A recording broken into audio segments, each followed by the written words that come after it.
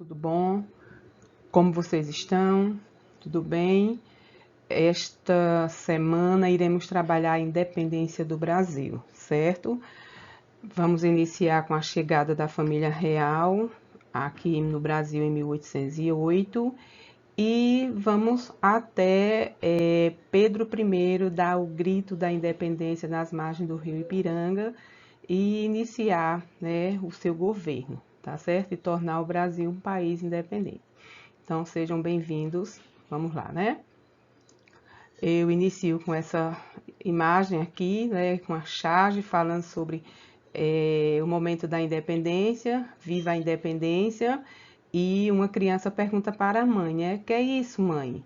E ela diz, deve ser um novo produto inglês. Isso mostra a força dos ingleses, a presença dos ingleses aqui no Brasil, colônia, né? Porque a gente, neste momento, chegada da família real, 1808, a gente era colônia, passa a ser Reino Unido a Portugal, e depois da chegada da família real, depois de Reino Unido, a gente não voltou mais a ser colônia, e aí vem a independência, certo? Continuando, né, a gente vai falar de como estava a Europa no início do século XIX, já que eu disse que a família real chegou aqui em 1808 e é exatamente o início do século XIX, tá certo? O ano de 1789, ele foi marcado pelo início da Revolução Francesa. Então, houve toda uma destruição social e política dos vestígios feudais e a tomada do poder pela burguesia. E em 1791 é lançada a nova Constituição, que afirma a posição social dominante da burguesia francesa, e o rei Luís XVI ele é executado, certo? O que acontece? A burguesia ela toma o poder e ela fica brigando. Na realidade, ela sabia o que queria, né, com o poder em suas mãos, mas elas ficam brigando entre si. E para pôr fim a essa briga, a essa instabilidade política, né, a incompetência aí desses governos burgueses no poder, decidiu-se entregar o governo a Napoleão Bonaparte, para colocar ordem naquele país. E isso acontece. E aí o general Napoleão, que ganhava, né, todas as batalhas, forte,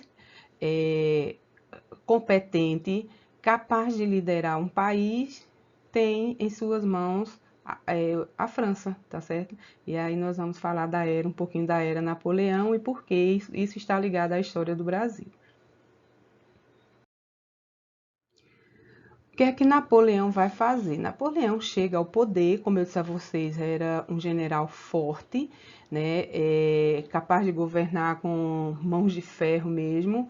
Então ele vai, depois que ele toma o poder, que faz a França se desenvolver, ele vai instituir bloqueio continental. O que seria esse bloqueio continental? Napoleão ele proibia os países da Europa comercializar com os ingleses. Quem era a nação poderosa naquele momento? Os ingleses. E Napoleão proibia dos países, inclusive ele comercializava com os ingleses, mas a partir daí, né, que ele se torna um país forte, chefe de um país forte, ele proíbe que esses países europeus comercializem com os ingleses. E por isso ele vai instituir um bloqueio continental. Qual era o grande objetivo, né, dele, de instituir esse bloqueio? Quebrar a resistência da Inglaterra. Então Napoleão tentou sufocá-la economicamente, proibindo os países europeus de comercializarem com eles através desse decreto, que foi em 1806, que ele instituiu o bloqueio continental. Lembrando que Portugal e Inglaterra tinham relações comerciais há muito tempo, apesar de Portugal também manter alguma relação comercial com os franceses, mas não eram tão fortes quanto os ingleses. Então, o que acontece? O rei, na realidade não era nem o rei, era o príncipe regente Dom João VI, ele não acata o intimato de Napoleão Bonaparte, né? Ele continua comercializando com os ingleses. E qual era o decreto de Napoleão? Se você continuar comercializando com os ingleses, seu país será invadido. E foi por isso que a família real portuguesa precisou fugir para o Brasil, justamente para evitar, né, de ter esse encontro com Napoleão, porque Napoleão ia dominá-los, né? Ia realmente dominá-los das formas mais cruéis que Napoleão sabia fazer.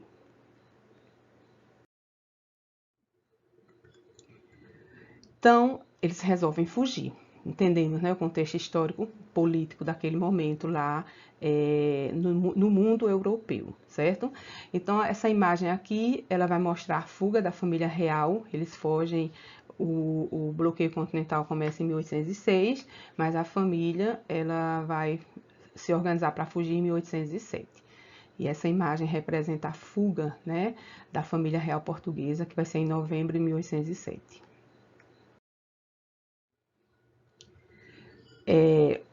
Tem um escritor, Laurentino Gomes, ele escreve divinamente sobre a história brasileira.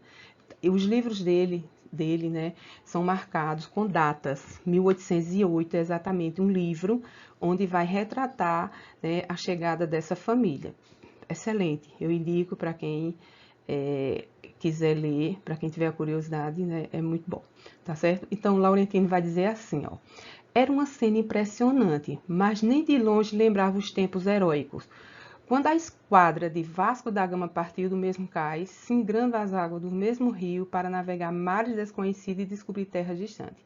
Em 1807, o espírito de aventura dera lugar ao medo. Em vez de empreender e conquistar, a elite portuguesa fugia sem ao menos tentar resistir aos invasores franceses. Então, veja que Laurentino Gomes aqui ele vai dizer que a família fugiu realmente com medo. Não existia mais bravura, né, com a família real. A família real portuguesa estava assustada porque sabia do poder militar de Napoleão dentro da Europa, tá certo? E Napoleão era capaz de invadir, tanto que era a família real fugindo, lógico, se eles fugiram, eles não avisaram que estava saindo, e com poucas horas as tropas de Napoleão chegando lá em Portugal.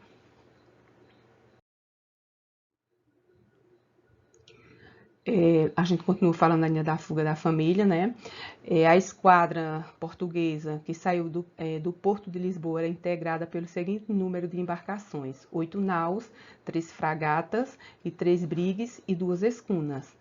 Após a partida, os navios da esquadra portuguesa, escoltados pelos ingleses, por isso que eles conseguiram vir, porque tiveram a escolta dos ingleses, dispersaram-se devido a uma forte tempestade. Então, né, se perderam um do outro, não vieram tão próximo do outro.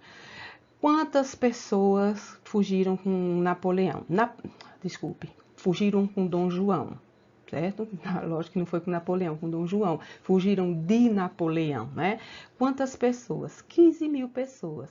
Dom João, ele trouxe tudo que ele tinha de melhor em Portugal.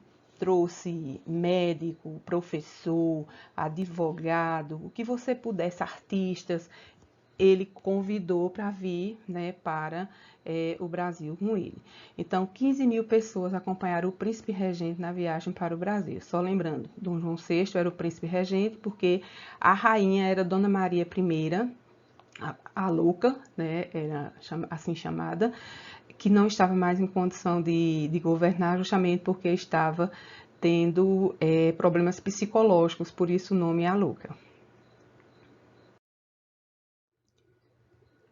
Ainda falando sobre a fuga, né? O grupo incluía nobres, conselheiros reais, cozinheiros, militares, juízes, comerciantes, médicos, clérigos, damas de companhia, todos acompanhados por suas famílias. Por isso chegou a 15 mil pessoas. É interessante que quando Dom João retorna em 1821, porque ele chega aqui em 1808, mas ele adora o Brasil, ele só, né, retorna para Portugal forçado, porque ele está sendo convidado a retornar, ele só retorna com ele 4 mil pessoas. Então, as pessoas gostaram de estar no Brasil, tá certo? Então, o povo português, eles vão reagir de forma indignada, né, com a demonstração de choro, desespero e revolta, porque Dom João não traz todo mundo, é lógico, deixa o povão lá. E na bagagem real vinha a riqueza de Portugal. Incluía, além do Tesouro Real, cerca de 80 milhões de cruzados, né? Vinha também nos arquivos da monarquia portuguesa, vinha livros da Biblioteca Real, que esses livros eles foram deixados para trás na costa portuguesa e sendo embarcados meses depois aqui para a colônia brasileira, certo? Essa imagem mostra, né, a fuga deles, né, foi desespero.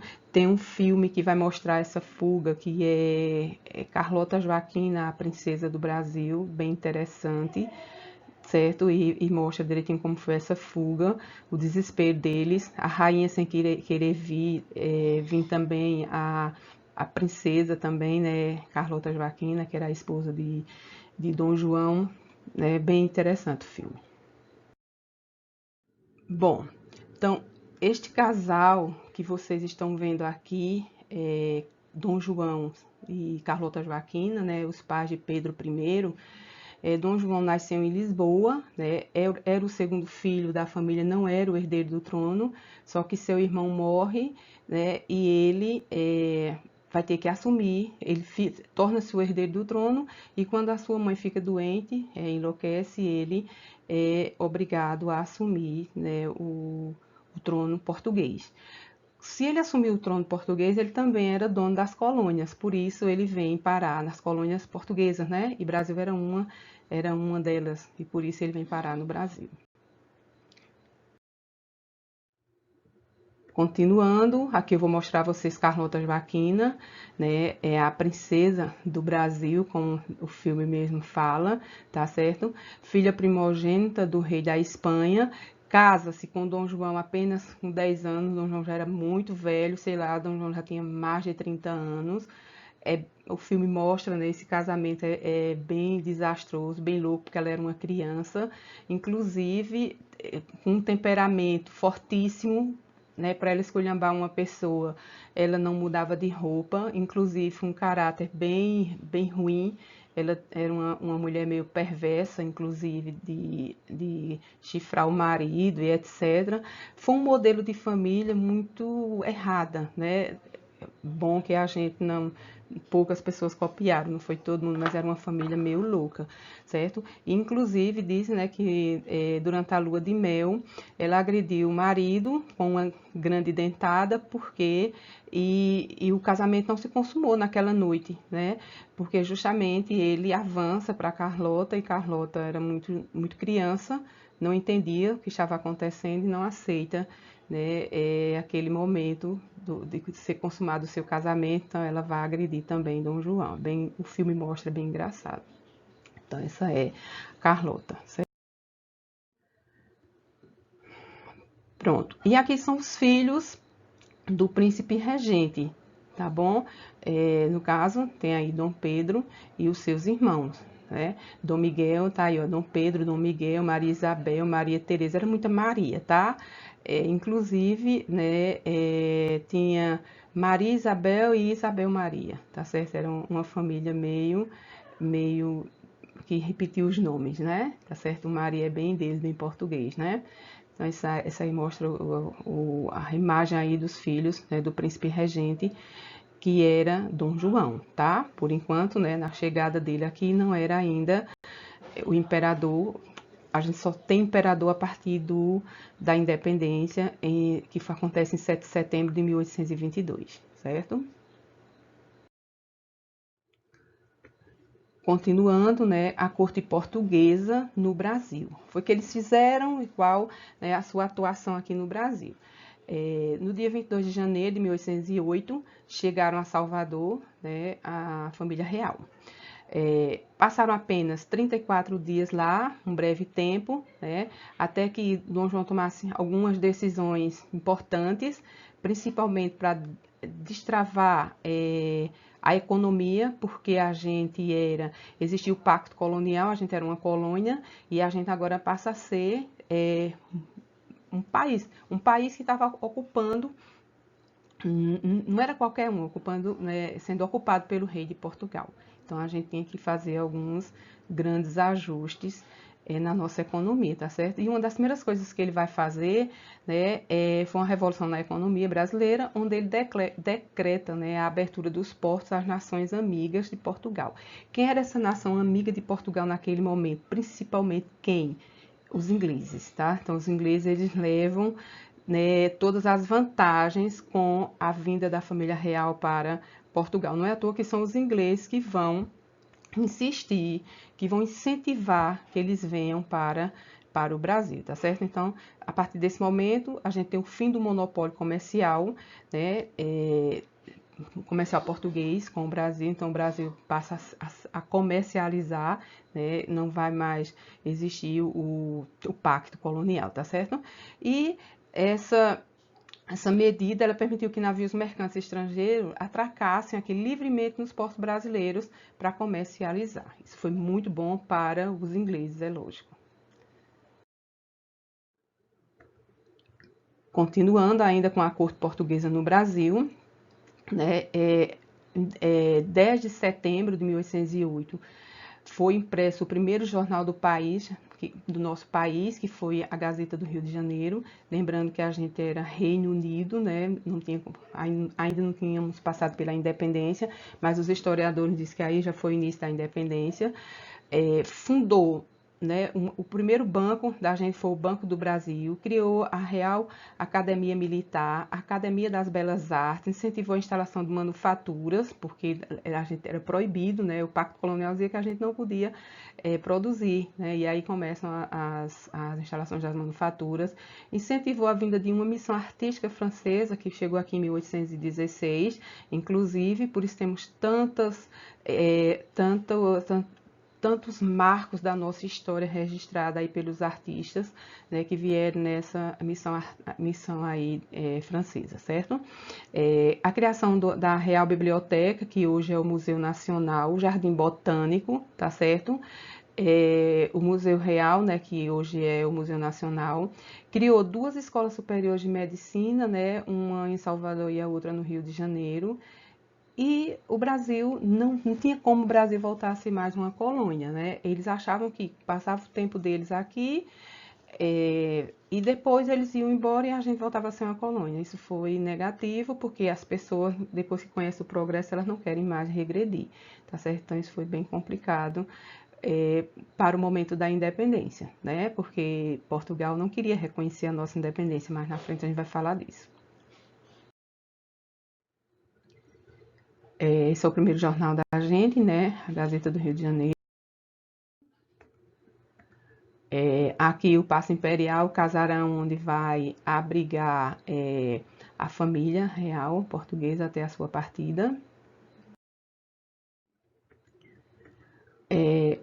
Dom João enfrentou algumas revoltas, certo? Uma das mais fortes que ele enfrentou foi a Revolução Pernambucana de 1817, né? Inclusive é feriado para a gente, no 6 de março de 1817, foi justamente uma revolução onde Pernambuco estava revoltado, né? Pernambuco estava tinha pessoas inteligentes que estavam influenciadas pelas ideias iluministas e a gente tinha um grande número de maçons, homens muito inteligentes e que não estavam satisfeitos com a família real aqui, porque a família real portuguesa, ela mudou todo o processo econômico do Brasil e tudo seria mais voltado para os portugueses. E o povo brasileiro estava em desvantagem, tá certo? Então Pernambuco se revolta, né? Um grupo de revolucionários assume o poder na província de Pernambuco por 2 meses. A gente vai conseguir tomar o poder, instala uma república, declara uma república separada do Brasil, mas as tropas portuguesas elas foram muito mais fortes do que as tropas brasileiras, né, que estavam à frente da Revolução Pernambucana, e elas conseguiram acabar com o movimento. os seus líderes foram presos e fuzilados para servir de exemplo, para que outras pessoas outros estados, né, não se rebelassem, mas isso não serviu de exemplo, porque as pessoas continuaram, os estados continuaram se revoltando, foram muitas revoltas que aconteceu no Brasil. O povo brasileiro não foi pacífico como muitos falam, né? A gente reclamou e a gente não aceitou muitas coisas erradas que aconteciam no Brasil. É, Ainda com a família real aqui, porque eles só retornaram em 21, aconteceu a Revolução do Porto, foi em 1820, lá em Portugal, tá certo? E essa revolução, ela tinha um objetivo, qual era? Pedindo a volta de Dom João VI para Portugal, porque em 1815 Napoleão foi morto, né? Napoleão morreu. Na realidade, dizem que ele foi envenenado, né? Eu sei que Napoleão morreu, né? Ele não estava mais entre nós nesse mundo. Então, o que acontece? O Portugal estava sem o seu rei, então as cortes portuguesas pediam o retorno do rei para Portugal, né? Porque Portugal estava sem governo. E aí Dom João, então tem essa revolução justamente para isso, para pedir, né? Era um movimento onde eles pediam a volta do rei, como eu disse a vocês, e também a elaboração de uma constituição, porque eles pediam o fim do absolutismo, porque já não existia mais o absolutismo, já tinha desde da Revolução Francesa, com a morte de Luís XVI, que os poderes absolutistas foram deixando de existir, porque o povo tinha outros saberes, outros pensamentos, as ideias iluministas estavam abrindo as mentes das pessoas, dos intelectuais, dos governos da época, né? Não bem dos governos, mas daqueles que queriam um governo melhor, tá certo? Então, o que é que Dom João faz? Ele retorna, né, por conta dessa Revolução do Porto e das pressões que ele vinha sofrendo até no próprio Brasil, ele retorna para Portugal em 1821. E aí ele deixa um herdeiro, quem é ele? Pedro I, né, como príncipe regente do Brasil. O Brasil, como eu disse a vocês, não voltava mais a ser uma colônia, porque a gente já tinha ideais políticos bem fortes aqui no Brasil. É, esse texto aqui vai falar do retorno, né, da família real. É, Era inevitável, né, a independência. Eles sabiam que Dom João sabia que a independência ia acontecer mais cedo ou mais tarde, porque eram movimentos por tudo quanto é lado pedindo realmente a independência do Brasil. E quando ele sai, essa cena tem até no filme também, quando ele sai, ele está indo embora, ele conversa com Pedro I, né, que ainda não era Pedro I, só era Pedro, mas ele vai conversar com ele, vai dizer assim para ele: se o Brasil se separar, antes seja por ti, que me hás de respeitar, do que por alguns desses aventureiros, ou seja, os políticos brasileiros que já pediam, né, a independência, tá certo? Do jeito que a família real saiu de Portugal para o Brasil, foi muito parecido o retorno deles. Eles saíram em meio a grandes agitações, porque as notícias se espalhavam, né, as fake news da vida se espalhavam, que eles estavam levando, né, um navio, eles conduziam um navio repleto, ou seja, grandes quantidades de ouro nosso, né, o tesouro, o Banco do Brasil, tudo que nós tínhamos, né, de moeda do Banco do Brasil teria sido saqueado. Isso é verdade, ele levou, né, o Tesouro Real, assim como ele trouxe para cá, aumentou, lógico, o seu lucro aqui, porque ele continuou vendendo e para ele foi muito bom estar aqui no Brasil, uma terra rica, né, onde era uma colônia que já dava muitos frutos a ele, economicamente falando, super importante para ele. Então, né, lógico que ele leva a nossa riqueza, tá certo? Mas não foi levar tudo, não. Pedro ficou aqui e o Brasil não ficou de esmola, como se fala, mas ele levou boa parte realmente da nossa riqueza, e isso deixou com que o povo ficasse, né, chateado com Dom João, tá certo? Por isso, eles pediam, com a saída de Dom João, começava-se a pedir a elaboração de uma constituição para posteriormente tornar o Brasil independente. Esse era o fato, isso era o que ia acontecer. Essa é a imagem, né, deles partindo, retornando aí para Portugal. Aqui outro texto de Laurentino, né? Eu acho muito interessante os textos deles, dele, depois vocês vão ler aí, ele vai falar justamente desse retorno, e aqui eu até grifei, ó, né, a quantidade de português que voltava com ele, ó, só 4.000 portugueses, tá certo? Né? Ele retornava e o que ele vai dizer aqui, ó, o retorno da corte deixou o Brasil à míngua, às vésperas de sua independência. Ao embarcar, Dom João raspou os cofres do Banco do Brasil e levou embora o que ainda restava do tesouro real que havia trazido para a colônia em 1808. Tá bom? Então, realmente levou, né, deixou pouca coisa mesmo, assim, para o príncipe se virar aqui. Então, foi sacanagem, né, dos portugueses. Eles dizem que somos nós, mas são eles também. Esse é Dom Pedro, né, no ato da independência. Vamos falar das esposas de Pedro, né? Maria Leopoldina, ela foi conhecida como a mãe da independência, a grande mentora da independência do Brasil. Por isso eu vou falar dela, né? Das suas esposas, porque ele teve muitas mulheres, mas esposa ele só teve duas, tá? Então ele casou-se em 1817, ainda com a família real aqui, né? Quando Maria Leopoldina vem para cá, vem da Áustria, que era uma austríaca, e vem para casar com Dom Pedro. Isso aqui é ela, né? Bonita, ela, certo? É Maria Leopoldina. Essa aqui é ela com os filhos, em 1826, justamente no ano que ela morre. Ela morre muito cedo, né? 1826. Não vou falar aqui da morte dela, mas vocês estão vendo a novela e muita coisa na novela é bem real, tá? E Pedro era aquele covarde que vocês estão vendo, que a Globo está mostrando, só pensava em namorar, era aquele cara pavio curto, né? A Globo retrata direitinho, porque ele era muito parecido com a mãe, Carlota Joaquina, né? Inclusive na questão de mulherengo. Dom Pedro, como eu disse a vocês, Leopoldina morre, mas Leopoldina era a cabeça pensante de Pedro. Eu acho que sem Leopoldina ele jamais teria coragem de dar o grito à independência. Ele encontrava forças em Leopoldina e também em José Bonifácio. A gente não pode deixar de falar de José Bonifácio, que ele confiava tanto nele, né? Então, ele casou-se em 29. Vocês lembram que ele tinha um amante, que era aquele caso sério, que Leopoldina sofria muito, Domitila, né? Então, Domitila queria casar com ele, né, após a morte de Leopoldina, mas as cortes não permitiram, porque ela não era da realeza, tá? Então, não permitiram, e ele casou com essa Amélia aqui, né? Amélia Augusta Eugênia Napoleão, é o nome da mulher. Ele casa em 29 com ela. Como se deu o processo de independência? Está chegando ao final, tá, pessoal? Então, em 21, a família real portuguesa retorna, né, para Portugal.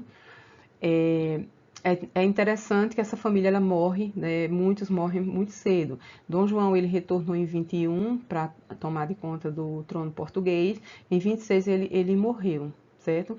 E Dom Pedro ele vai morrer em 34. Ele morre cedo, morre jovem também. Ele tinha ataques epiléticos, ele era meio doente, né? A novela acho que mostra isso também. 9 de janeiro de 22 teve o famoso Dia do Figo, né? O que foi isso? Depois de Dom Pedro receber um abaixo-assinado com cerca de 8.000 assinaturas, que esse abaixo-assinado foi liderado por José Bonifácio, né? Dom Pedro rompe com as cortes portuguesas e anuncia ao povo brasileiro, diga ao povo que fico, tá bom? Então já era ali a nossa independência começando a acontecer. 4 de maio de 1822, ele está bem próximo do 7 de setembro, né? Acontece o decreto do Cumpra-se. O que era isso? Era que todas as decisões das cortes, elas estavam sujeitas à aprovação de Pedro I. Então, Pedro, ele ainda não era Pedro I, era Dom Pedro, né? Mas ele passa a dizer que tudo seria decidido por ele, tá? A partir do dia do fico, ele vai se fortificando. E no 13 de maio de 22, Dom Pedro aceita o título de defensor perpétuo do Brasil, concedido pela maçonaria, certo? Ele também tem até essa cena, teve, né, na novela, esses dias eu estava vendo, tá? Foi em 13 de maio, né, de 1822, os brasileiros, lógico que tinha muitos que não gostavam de Pedro, mas ele era querido por uma boa parte. Porque os maçons eram os grandes ricos, né, do Brasil. 3 de junho, ele vai convocar uma Assembleia Constituinte, porque o Brasil estava sem uma Constituição. E para que o Brasil se tornasse uma nação independente, precisava de uma Constituição. Então, ele convoca a Assembleia. Ainda não é a Constituição pronta, mas já era uma Assembleia para a elaboração da Constituição. Início de setembro, né, despachos vindos de Lisboa desautorizava a convocação da Assembleia Constituinte e ordenava o retorno de Pedro. Certo?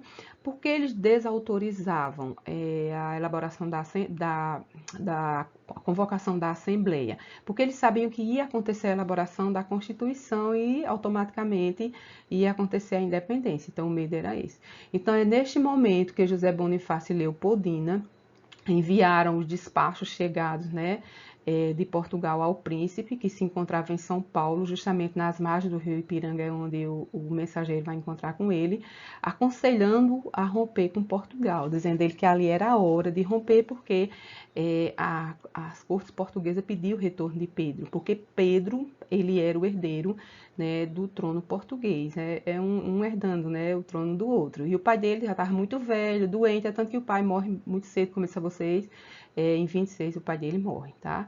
Mas aí Pedro rompe nesse momento, quando ele lê, né, os despachos vindo de Lisboa, ele fica bem revoltado, e aí é quando ele dá o grito da independência, lá no 7 de setembro de 22, e a proclamação da nossa independência, né? A partir daí a gente se torna um país independente. Gente, é interessante, na primeira charge, na abertura do conteúdo, eu mostrei aquela charge a vocês, onde o menino pergunta à mãe, o que é isso, mãe? E a mãe, deve ser um novo produto inglês então, que está, né, que tá surgindo. Vejam, 30 anos depois, muitas pessoas do Brasil ainda não sabiam que o Brasil era independente, e o povão. Né? Então, esse processo de independência acontece com a elite, né, com as pessoas que tinham acesso à informação, tá? Então, as pessoas vão saber, foi uma coisa bem, né, um grupo bem pequeno, a gente vai ver aqui na imagem aqui de Pedro Américo. Mas falando em independência, eu não podia deixar de falar, né, de José Bonifácio e os precursores da nossa independência, e Maria Leopoldina, que ela não foi nem precursora, ela foi a mãe, né, da independência do Brasil, graças a ela, né, que existe, que nós somos uma nação independente e fomos, né, a gente ia se tornar independente, não resta dúvida, mas não naquele momento, a gente ainda ia demorar um pouco mais. E aí foi interessante porque ela agiu no momento certo, certo? Então, José Bonifácio também, que era um outro cara com uma mente espetacular. Pronto, essa é a imagem de Pedro, né? De Pedro Américo, onde ele vai fazer o quadro, né? Do nosso processo de independência. E é tanto que aqui ele mostra, ó, o próprio Pedro, ele vai, né, vai deixar isso bem claro para a gente. Dom Pedro aqui no centro, né, dando o grito da independência, e aqui do lado tem uns caipiras, né, eles não estão entendendo nada, eles não sabem o que é que está acontecendo, porque na realidade a independência não foi para eles, a independência acontece justamente, tanto que eu falo tanto na maçonaria, né, foi justamente para, naquele momento, para a elite brasileira, tá certo? E portuguesa que estavam aqui, solidificados aqui no Brasil, tá bom? Então esse quadro mostra a independência do Brasil aí. Essa imagem aqui mostra a coroação de Dom Pedro, então agora é Dom Pedro I, né, o primeiro imperador do Brasil. É tanto que o nosso próximo conteúdo vai ser o primeiro reinado, né, porque é a história, como foi que ele governou.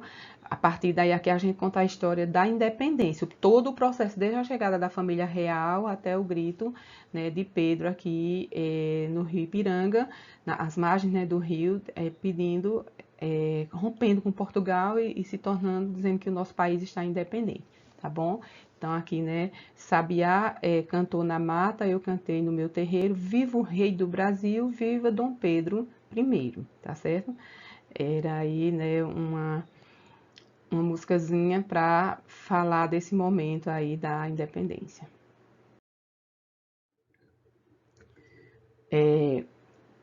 O governo de Pedro, ele enfrentou muitas dificuldades, tá certo? Ele não foi reconhecido de primeira, né?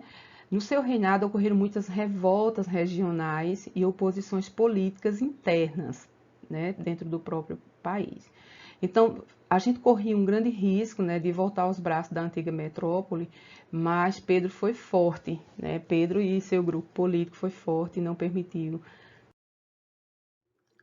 que isso acontecesse, tá? Como foi o reconhecimento da nossa independência? Levou um monte de tempo para que Portugal reconhecesse a nossa independência, tá?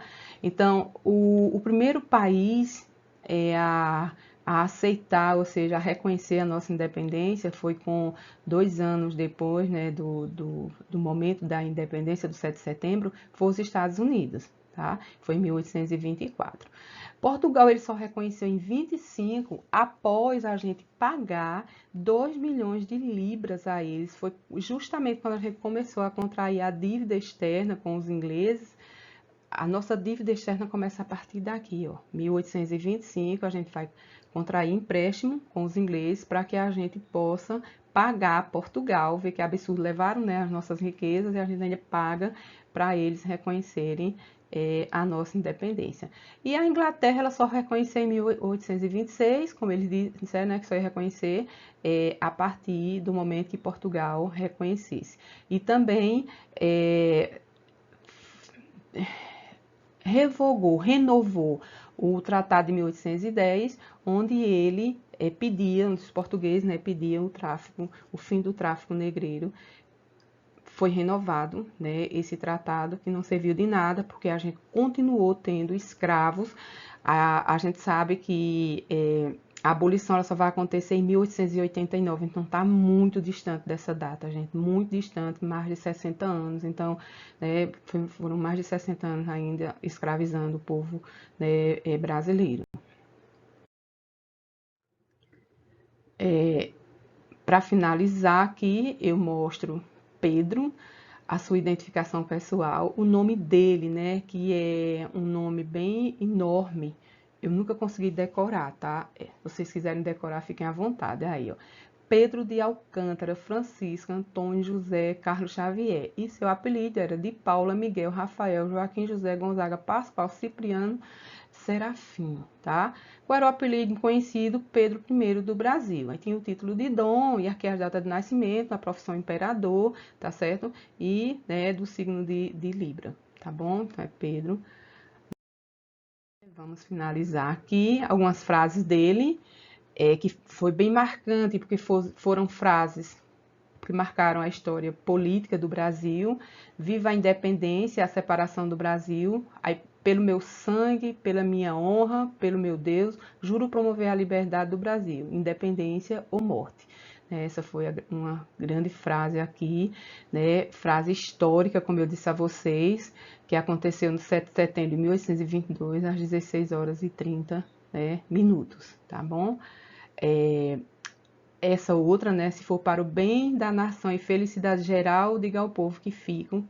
Todo brasileiro conhece essa frase. E essa última aqui, que aqui tem a minha abdicação. Estimarei que felizes, retiro-me para a Europa e deixo um país que sempre amei e que amo ainda. Essa foi uma frase de 7 de abril de 1831. Não está aparecendo ali, mas foi de 31, quando ele abdica do trono em nome do seu filho, Pedro, que vai ser Pedro II. O menino tinha apenas 5 anos, então ele era o herdeiro do trono dele. E ele tem que retornar para Portugal, porque veja que o pai dele morreu em 26 e ele era o herdeiro, né, do trono português. E as cortes portuguesas continuavam pedindo Pedro. E Pedro ele foi muito desastroso, politicamente falando, a partir do momento que ele se tornou imperador. Então, ele enfrentou muitas dificuldades para governar. Até porque, gente, foi o primeiro imperador, realmente ele enfrentou grandes adversários políticos, né? Todo mundo querendo o poder, como vocês conhecem, como é a situação do político brasileiro. Então, foi difícil para Pedro. E em 31 ele retorna para cuidar, né, de Portugal, que ele era o herdeiro, né, do trono, e ele deixa aqui o seu herdeiro, que é Pedro II. Só que o menino tinha apenas 5 anos, né? O menino já não tinha mais mãe, porque a mãe tinha morrido. Veja que Leopoldina morreu em 26, né? E foi o bebê, ele estava um bebê de colo, né? Quando ela morreu. E em 31 o pai foi embora. E quem ficou com essa criança? José Bonifácio. Pedro tinha rompido com Bonifácio após a morte de Leopoldina. Eles romperam. É, Bonifácio não gostava muito dele porque ele fazia muita coisa errada, mas aí Pedro pede perdão, né, pede desculpas a Bonifácio e deixa a cargo da educação do segundo imperador, ou seja, de Pedro II, o próprio José Bonifácio. José Bonifácio atende, faz as pazes com Pedro, educa Pedro II. O governo de Pedro II é uma bênção, né? O Brasil cresceu, foi bem organizado. E nesse período em que Pedro foi embora para Portugal e deixou o menino de 5 anos até ele conseguir a maioridade, o Brasil ficou governado por regentes, é o período regencial. A gente fala disso, foi de 31 até 1840. Foram 9 anos de políticos brasileiros cuidando do país. E nesses 9 anos a gente teve, eu acho que foram 4 governos. E foi um desmantelo, uma briga pelo poder, como é o costume, né, da raça brasileira, da raça política brasileira, não está satisfeito com quem está no poder. É isso que acontecia, certo? Não ficando satisfeito, eles dão um golpe. 1840 é o famoso golpe da maioridade, onde eles vão conceder a maioridade a Pedro II. Pedro só tinha 14 anos. Veja que ele tinha 5 quando o pai foi embora em 31. Em 40, 5 mais 9, exatamente 14 anos que o menino tinha. E aí foi o famoso golpe da maioridade. É tudo assunto para as próximas aulas da gente. Lembrando que esses assuntos eles são importantíssimos para Enem, tá? Então, no terceiro ano a gente só revisa muito rápido. É bom que a gente aprenda bem agora, certo? E, né, o fim do nosso conteúdo. Espero que vocês tenham aprendido, né? Vejam essa videoaula, revejam, né? Assistam e reassistam para você entender bem e entender bem o conteúdo e fazer a atividade que ela vai estar baseada em tudo que eu falei, tá bom? Bom estudo para vocês e até mais.